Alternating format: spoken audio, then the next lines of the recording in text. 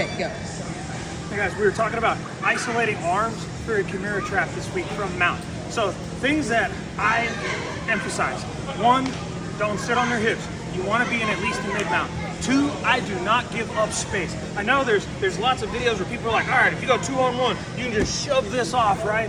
Well, I'm telling you, like, that might work for an average person or a large, strong, going against an average person or a large, strong person. But I am not Gordon Ryan or Craig Jones. I am not 6'2", 6'3", 230 pounds of 10% body fat of diesel, right? I would rather use pressure and space. So what I want to think about is disengaging those strong frames from their chest. So if they allow me, I'm going to take my arm under their head, and I prefer to take my middle finger and I'm going to catch the inside of their armpit.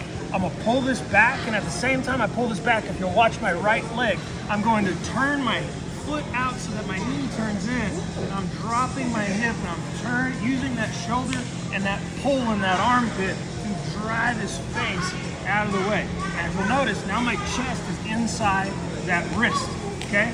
Now I can use, because it's going to be very, very difficult, because I got a post over here, whether it's my hand or my forehead, it's going to be very difficult for him to bridge and roll me back the way that I've got his opposite direction his face is turned, right? Plus all that shoulder pressure. Now I can grab this wrist and pin it.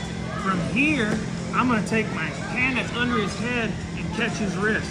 As I do this, I'm a windshield wiper. One, because you can't kimura somebody with your arm under their head.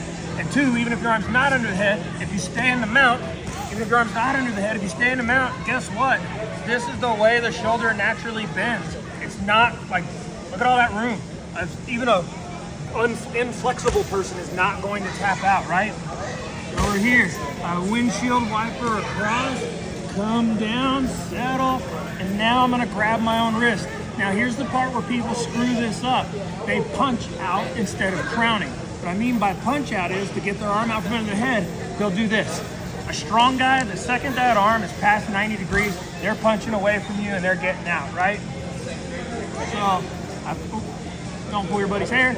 I got the wrist. What I want to think about doing is making his ear touch his shoulder, and I'm going to crown his head. My arm never loses contact, and my elbow sticks straight into his neck, and I'm sliding down so I get his elbow closest to his hip.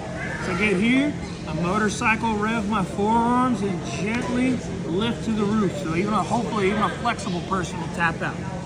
Thank you guys.